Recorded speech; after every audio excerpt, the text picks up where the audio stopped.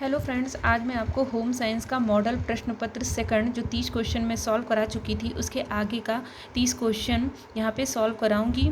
और आप प्लीज़ मेरी वीडियो को लाइक और सब्सक्राइब ज़रूर करिए जिससे कि जो भी मैं क्वेश्चन आंसर सॉल्व कराऊँ वो आप तक पहुँच सके। तो चलिए स्टार्ट करते हैं। 31 क्वेश्चन है, मध्य अंत लक्ष्य है। मध्य अंत लक्ष्य क्या है? घर की सजावट के लिए फूलों को काटना। ये आपका मध्य अंत लक्ष्य के अंतर्गत आता है। किस चेक का भुगतान नगद नहीं किया जाता है? तो जो रेखांकित चेक होता है उसका भुगतान नगद नहीं किया जाता है। प्रोसेस चार्ट में त्रिभुज प्रतीक है। जो प्रोसेस चार्ट होता है उसमें जो त्रिभुज बना होता है ऐसे, वो किसका प्रतीक होता है? वो रुकावट का प्रतीक होता है। 34 क्वेश्चन है, अमानवीय साधन है। अमानवीय साधन कौन है? वस्तुएं व कार्य। जैसे मानवीय साधन कौन है? ज्ञान है, कौशल है, शक्ति है। ये सभी अपने इंसान के अंदर होता है, जैसे ज्ञान है, कौशल है, शक्ति। लेकिन ये वस्तु व कार्य ये अमानवीय साधन है। 35 क्वेश्चन है, मांसपेशियों व नाड़ियों की गतिविधियों को नियंत्रित करने की क्षमता होती है। जो मांसपेशी नाड़ी होती है ये मोटर डेवलपमेंट के अंतर्गत आती हैं, मतलब कि ये गत्यात्मक विकास के अंतर्गत ये आती हैं। 36 का है, उत्तर बाल्यावस्था का विकासात्मक कार्य नहीं है। जो उत्तर बाल्यावस्था होती है उसमें मल मूत्र पर नियंत्रण ये जो है वो विकासात्मक कार्य नहीं है, बल्कि उत्तर बाल्यावस्था इसका आंसर नहीं है। पूर्व बाल्यावस्था का ये विकासात्मक कार्य होता है, उत्तर बाल्यावस्था का नहीं होता। मल मूत्र पर नियंत्रण करना पूर्व बाल्यावस्था का विकासात्मक कार्य है। मीनोपाज लक्षण है।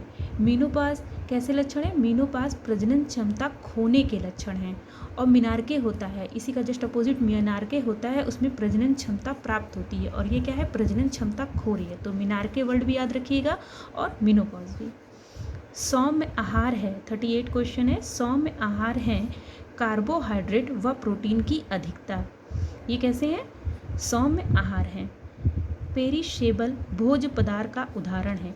पेरिशेबल भोज्य पदार्थ कौन होते हैं? ये जो फल है वो पेरिशेबल भोज्य पदार्थ है। इन्हें पहचानेंगे कैसे?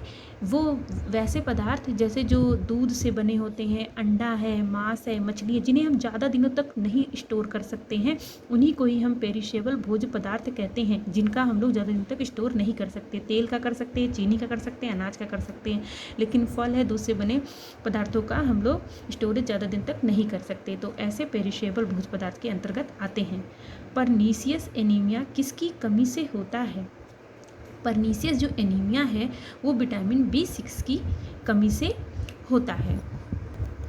हाँ, तो B6 नहीं है इसका आंसर, सॉरी, इसका आंसर है B12। और B12 का रासायनिक नाम होता है साइनोकोबालामाइन। साइनोकोबालामाइन होता है। और ये क्या होता है? अगर इसकी परनीसियस एनीमिया जब हो जाता है तो इसमें क्या होता है कि नाड़ी उत्तक जो हमारी होती है उसकी टूट फूट बहुत जल्दी होने लगती है। नाड़ी उत्तकों की टूट फूट बहुत ही ज़्यादा जल्दी होने लगती है। तो यही बीमारी इसमें हो जाती है। तो इसका आंसर है परनीसियस एनीमिया B12, जिसे कहते हैं साइनोकोबालामाइन। एंड नेक्स्ट क्वेश्चन है, रेन कोट पर की जाने वाली परिचर्या है रेन कोट जल भेद कहते हैं। 42 क्वेश्चन है, फ्लेनेल वस्त्र किस वस्त्र से निर्मित किया जाता है?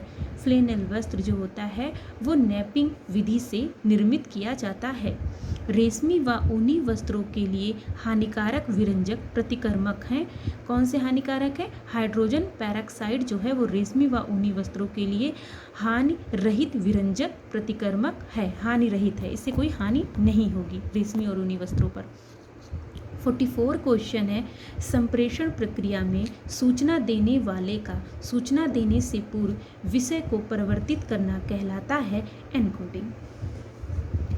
सर्व शिक्षा अभियान कार्यक्रम शुरू हुआ।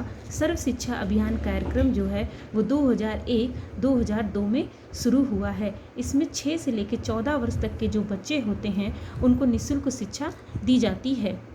46 क्वेश्चन है, व्यक्तिगत रूप से प्रभावित करने वाले प्रसार का साधन नहीं है। व्यक्तिगत रूप से प्रभावित करने वाले में मेला और प्रदर्शनी नहीं है, क्योंकि ये सामूहिक प्रदर्शन है। टेलीफोन है, इस पर भी पर्टिकुलर बात हो सकती है। परिणाम प्रदर्शन जाकर हम करते हैं। घर व फार्म पर भ्रमण करना, ये भी आप सिंगल कर सकते हैं, लेकिन मेला प्रदर्शनी क्या सामूहिक है। केंद्र के चारों ओर समान रूप से वस्तुओं का वितरण, केंद्र के चारों ओर समान रूप से वस्तुओं का वितरण होता है, किसमें, रेडियल संतुलन में। शक्ति व्यय के आधार पर कारपेट की सफाई किसका उदाहरण है। कारपेट की सफाई मध्यम कार्य का उदाहरण है। 49 क्वेश्चन है, योजना के मूल्यांकन के लिए किस चार्ट की आवश्यकता होती है। योजना के मूल्यांकन के लिए गैंट चार्ट की आवश्यकता होती है। 50 क्वेश्चन है, नीरस थकान परिणाम है। नीरस थकान जो परिणाम है वो कार्य की प्रकृति से उत्पन्न होने का। हकलाने की आदत परिणाम है दांतों व जबड़ों की बनावट के दोष के कारण। दांतों व जबड़ों की बनावट में दोष के कारण हकलाने की आदत का परिणाम है। शरीर की सबसे छोटी कोशिका होती है। शरीर की सबसे छोटी कोशिका शुक्राणु होती है। रेचन सिद्धांत का प्रतिपादन किसने किया है। रेचन सिद्धांत का प्रतिपादन अरस्तु ने किया है। माता के दूध में पाई जाने वाली प्रोटीन का कुल खाद्यान्न उपयोग NPU खाद्य के दूध की तुलना में होता है अधिक। हरलॉक के अनुसार सहसावस्था व बाल्यावस्था की बीमारी बच्चे के विकास के किस क्षेत्र को प्रभावित करती है। तो बच्चे के संवेगात्मक व्यवहार को प्रभावित करती है। ऊन के निर्माण की प्रक्रिया का सही क्रम क्या है। इसका आंसर है बी।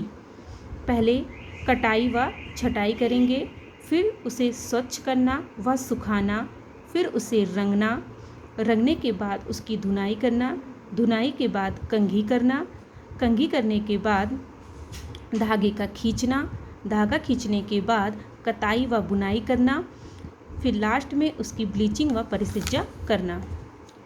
रेशम में पाया जाने वाला गोंद है। रेशम में जो पाया जाता है गोंद उसे सेरिसिन कहते हैं।